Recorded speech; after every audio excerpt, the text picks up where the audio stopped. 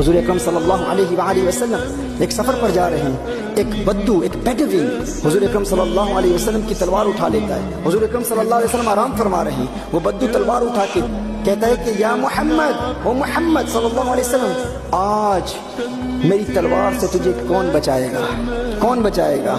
حضور اکرم صلی اللہ علیہ وسلم اپنی آنکھیں کھولتے ہیں، اسے دیکھتے ہیں، حضور فرماتے ہیں اللہ اللہ اللہ، اس پر کپ کپی طاری ہو جاتی ہے، تلوار اس کے ہاتھ سے گر جاتی ہے۔ حضور تلوار اٹھا کے فرماتے ہیں اب اس تلوار سے تجھے کون بچائے گا؟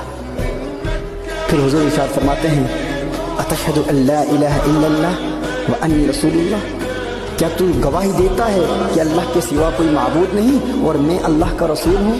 وہ کہتے ہیں لا یا محمد، نہیں نہیں، میں گواہی نہیں دیتا۔ آپ غور کریں، ایک شخص کو اگر یقین ہو کہ اگر میں ایمان نہ لاؤں گا تو مجھے قتل کر دیا جائے گا، تو وہ اتنی جرأت سے کہاں کہے گا کہ میں ایمان نہیں لاتا؟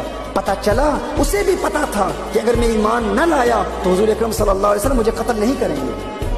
حضور اکرم صلی اللہ علیہ وسلم کی بارگاہ میں بڑی جرأت سے کہتا ہے نہیں، میں ایمان نہیں لاتا، میں ایمان نہیں لاتا۔ حضور اکرم صلی اللہ علیہ وسلم اپنی جان کے دشمن کو اسی وقت معاف فرما دیتے ہیں، حضور معاف فرما دیتے ہیں۔ جب وہ واپس جاتا ہے اپنے قبیلے کے لوگوں کے پاس جاتا ہے، ان سب کو بتاتا ہے کہ حضور اکرم صلی اللہ علیہ وآلہ وسلم کو قتل کرنے کی نیت سے میں گیا تھا۔ I went to assassinate the Prophet صلی اللہ علیہ وسلم. I went to take the life of Rasulullah صلی اللہ علیہ وسلم. And this is how Muhammad صلی اللہ علیہ وسلم treated me. He forgave me. He forgave me. And he said to me, أَتَشْهَدُ أَنْ لَا إِلَهَ إِلَّا اللَّهِ? Do you bear witness that there is none worthy of worship other than Allah, and Muhammad صلی اللہ علیہ وسلم is the messenger of Allah? Do you bear witness? I said no. I said no. And how did the Prophet sallallahu alaihi wasallam react? The Prophet sallallahu alaihi wasallam forgave him. Rasulullah sallallahu alaihi wasallam said, you can go. Do you know what happened after that? Each and every one of them became Muslims. سارے مسلمان ہو گئے۔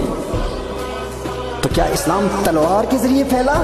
نہ، حضور کے پیار کے ذریعے پھیلا۔ حضور سے زیادہ مجھے کسی سے نفرت نہیں تھی، اور حضور کے شہر سے زیادہ کسی سے نفرت نہیں تھی، لیکن جب حضور نے اپنا ہاتھ میرے سینے پر رکھا، رب کعبہ کی قسم، اس کے بعد میں حضور کی زلفوں کا اسیر ہو گیا، حضور کا عاشق ہو گیا، حضور کا دیوانہ ہو گیا۔ اس کے بعد حضور سے زیادہ مجھے کوئی پیارا نہیں لگتا تھا۔ فضالہ وہاں سے واپس جاتے ہیں، ایک لڑکی تھی جس سے بات کیا کرتے تھے، اس لڑکی نے اشارہ کیا، فضالہ نے کہا اب نہیں، اب نہیں، اب میں تجھ سے بات نہیں کر سکتا۔ کیوں؟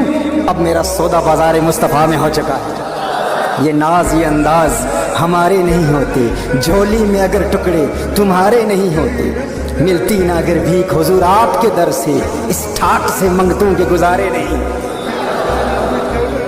بے دام ہی بک جائے یہ بازار نبی میں، اس شان کے سودے میں خسارے نہیں۔